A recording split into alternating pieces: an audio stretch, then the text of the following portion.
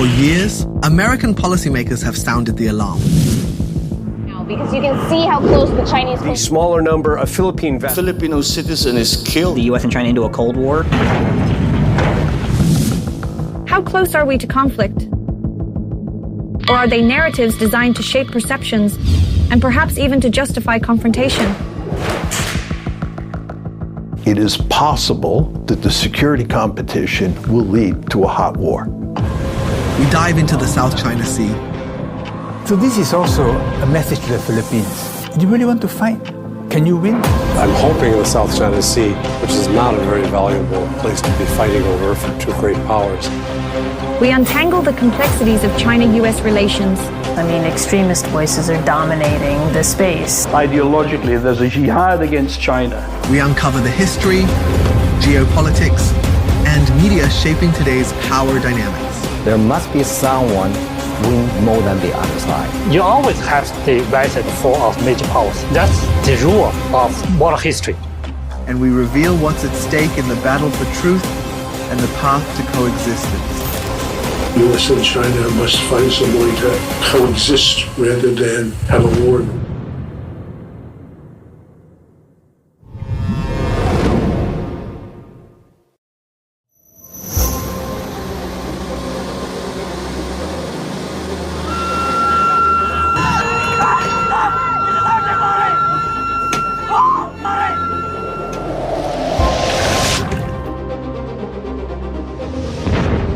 When the Chinese pulled away,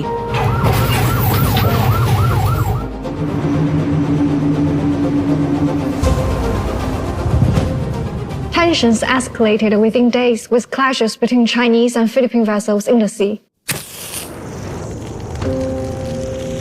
Some would argue South China Sea now is much more dangerous than Taiwan because it has no ready mechanism to manage conflict there. Yeah, I think that's true. I think that the South China Sea is a very different matter, and China has disputes with countries like the Philippines that could easily lead to a shooting conflict between the Philippines on one side and the Chinese on the other. And as you know, the Americans have a treaty commitment to come to the aid of the Philippines. So the Americans could get dragged into a war or a shooting match between the Philippines and China. We traveled to the South China Sea to speak with a China Coast Guard officer who experienced the escalating tensions firsthand. 今年9月至10月，我们连续在南海执行了长达75天的巡逻任务。 These reefs are key flashpoints of contention. At Renai Reef, the Philippines has kept a rusting World War II-era ship grounded since 1999 to assert territorial claims. Despite promises by previous administrations to remove it, the commitment remains unfulfilled. 目前在仁爱礁方向，菲律宾57号登陆舰一直坐滩在我们仁爱礁，15天至30天左右会为武器舰进行运补一次。不光是运送生活物资，甚至会夹带一些建筑材料，为坐滩进一步做好准备。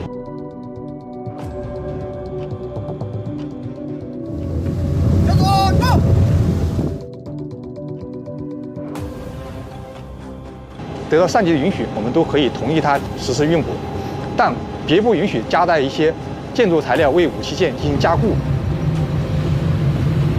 从专业性角度，我们也是按那个逐步升级的一个态度。先是对它进行喊话警告或者喊话提醒，请调整航向，驶离我管辖海域，否则我将依法对你采取强制管控措施。菲律宾 vessel for。再不劝阻，我们再进一步升级举措，避免这个突然的矛盾进行升级。你们跟菲律宾的人员一线接触，感觉他们的人员是怎么样？讲实话，都是不是非常专业的，操纵方面或者是国际避风规则方面，它都是不讲规则啊，盲目穿插你线索啊，进行一些危险动作、危险驾驶。对一个是不讲规矩的人，不知道他下步的动作，一些危险情况就不可避免。这张图片就是我们2023年9月20号我们在应对非运补的时候啊，这个就是当时那个非尤拉扎5月的一个补给船，这是我们当时一线取证的照片。对。哦，这个是媒体这个你可以从那个非海警船上你看到甲板面，但有大量的媒体人员他就是故意带媒体人员来拍到，比如说故意想要拍摄一个中国海警来给他们的画面，对，就想宣传出咱们我们以大欺小啊，对，事实上他是违规拦截啊、危险驾驶啊，甚至他采取一些冲撞措施，反而是我们在冲撞他，对我们进行煽草。菲律宾为武器舰运补动作越来越强势，甚至会携带相关的媒体进行宣传。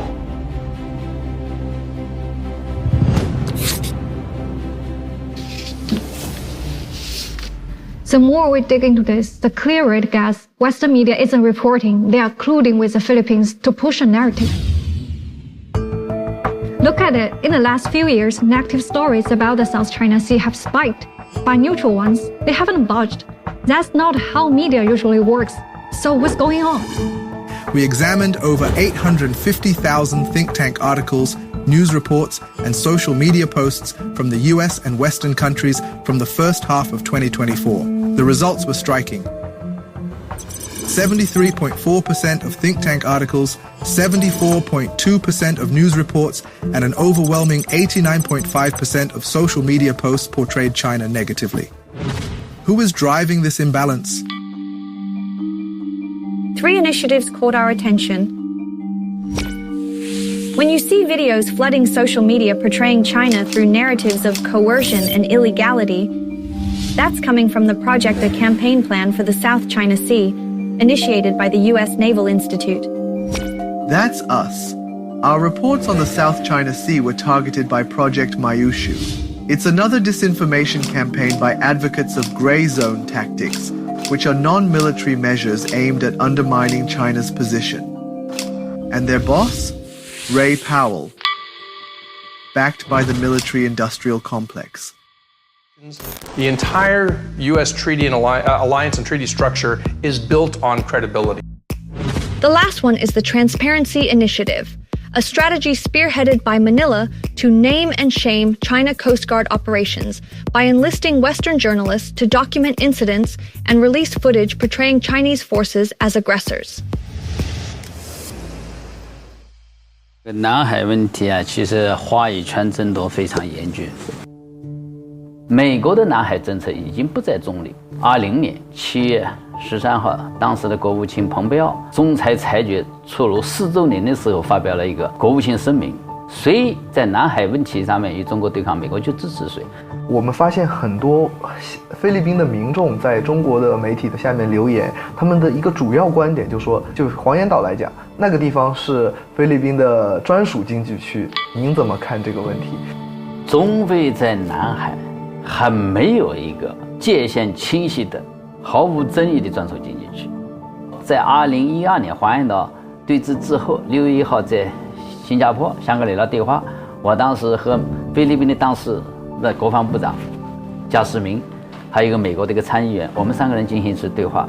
我当时是带了菲律宾出版的2000几年的官方地图，我就给他的国防部长看，我说你出版的官方地图黄岩岛在你的国土范围之外啊，怎么黄岩岛成为你的国土组成部分呢？专属经济区难道不是海洋法公约规定的吗？还是说要双方协定？是的，但是海洋相向和相邻国家的专属经济划定，必须要通过协商方式。你依据你非法控制的中国的南沙群岛部分岛礁，或者黄岩岛在这中沙群岛，然后来主张专属经济区，单方面宣布专属经济区里面位于，但是你违背了一个国际法的一个基本原则，陆地统治海洋，你不能说我的陆地这个岛礁在你的专属经济区里边就是你的领土，它这个本末倒置了。第二个就是邻近原则，你靠近我就是我的，所以这个是荒唐的。夏威夷和这个关岛离美国那么远，那怎么成为美国的领土呢？这当时的阿基诺夫人这个讲了，菲律宾离中国也很近啊。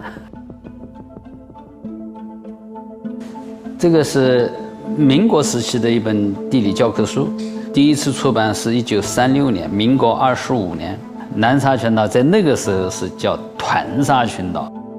美国人出版的地图，麦克兰利公司出版的是1992年出版的，它叫《世界地图册。在这里边，南沙群岛它用的是汉语拼音南沙 Island (括号 China)， 西沙群岛汉语拼音括号 China。这是意大利传教士利玛窦带到日本去，日本人又把它翻译成中文的世界地图万里长沙，在这里利玛窦的地图400多年前的。National ruling against Beijing over conflicting claims to territory. Beijing has ignored a 2016 decision by the Hague-based Permanent Court of Arbitration supported the case brought by the Philippines. The tribunal decision was clear on its stand. The Philippines has propagated the 2016 South China Sea arbitration to bolster its claims. 仲裁庭是不合法的，就是仲裁庭，你成立仲裁庭对菲律宾提起的所谓的仲裁没有管辖权，海洋法公约管不到领土争议和划界主张的。划界主张，中国在2006年，我们根据海洋法公约第298条，涉及到专属经济划界、历史性权利、这个军事行动、专属经济执法这一类的争议，中国不接受管辖。China, the Philippines, Brunei, Malaysia all have competing claims over territory in the South China Sea. Why is the Philippines escalating tensions? The Philippines, with the help of American lawyers, took China to compulsory arbitration. So China saw a trap. If you begin to accept that you have to argue why you can opt out, then you cannot opt out after that. So China said, no, I'm not taking part.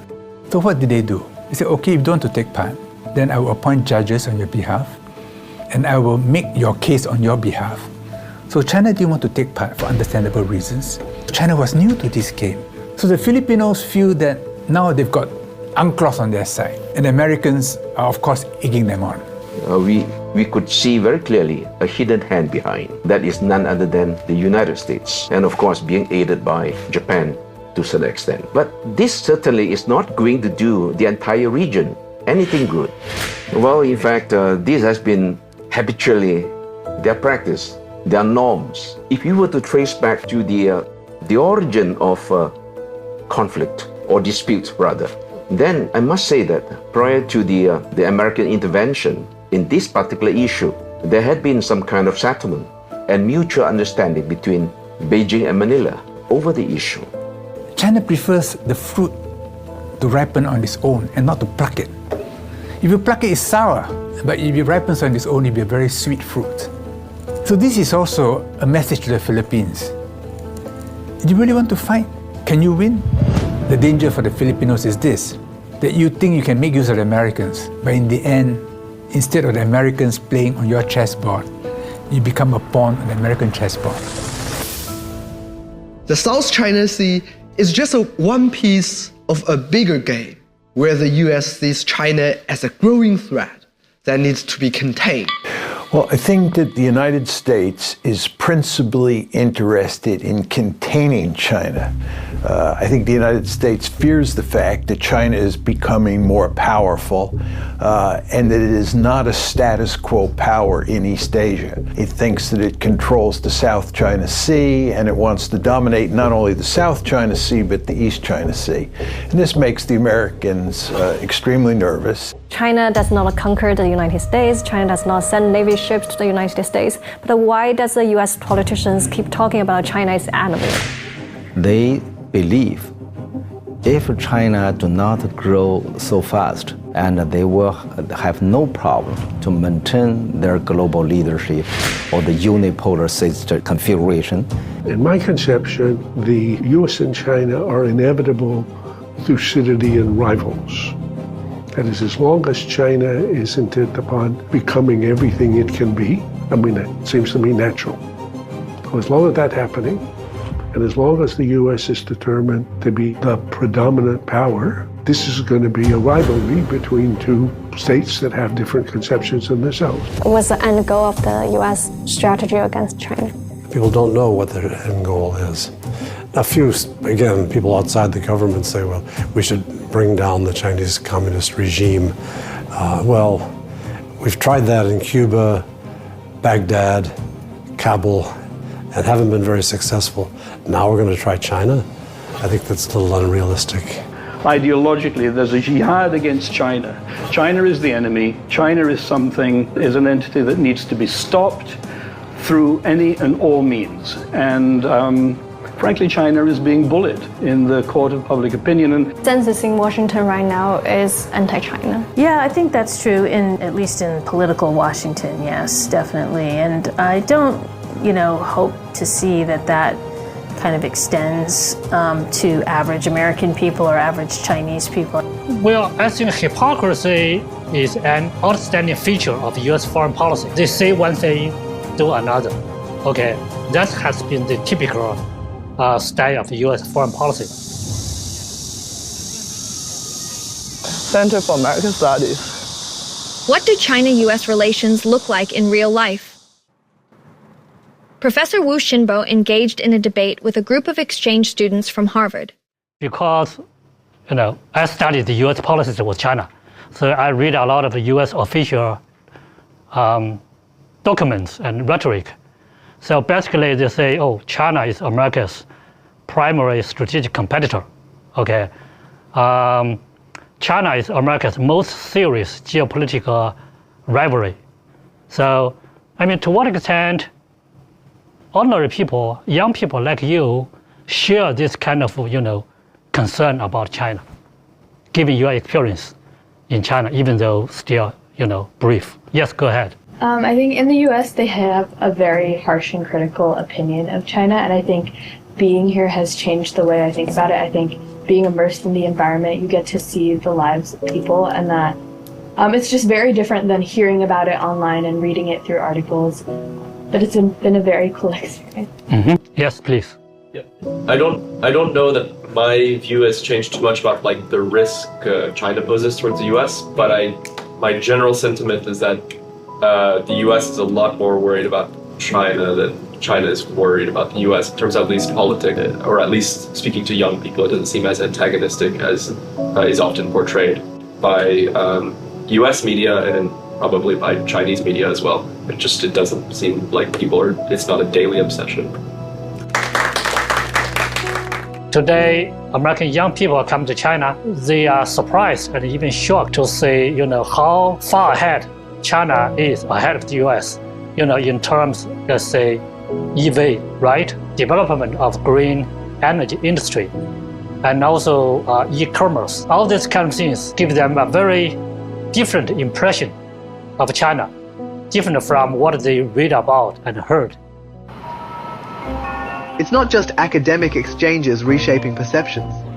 In Shanghai, waves of international tourists are arriving, jumping on China's newly rolled out visa-free transit policy, all excited to explore a fresh side of the country. China, thanks to the new visa system.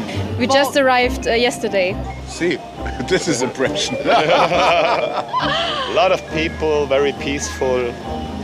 No crime on the street. Yeah. It's clean. Everything is clean. It's not like in Europe. It's really cool.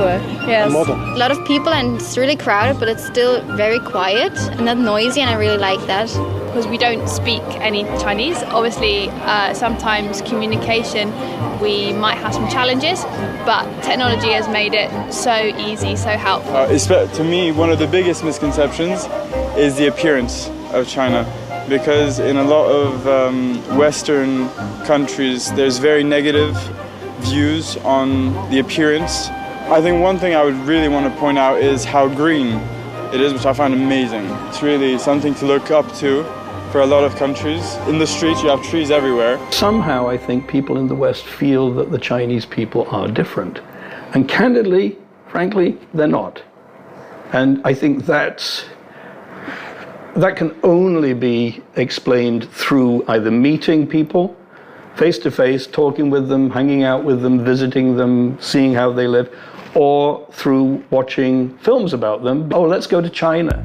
Nobody's coming to China anymore because China has been demonized. When people come, it changes their minds almost immediately.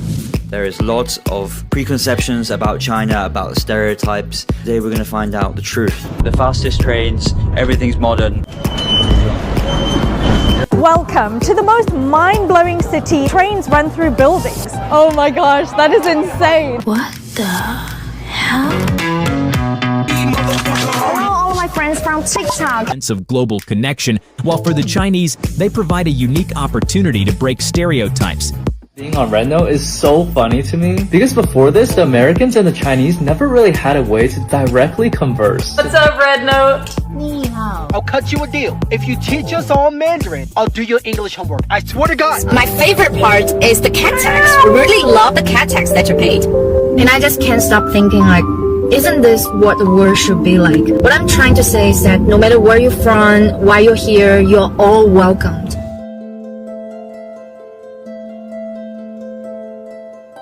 China is not a perfect country. No country is. But in my travels around China, in 2024, everyone is living a better, far, far better life than they lived as children, as far better than their parents lived, and infinitely better than their grandparents lived.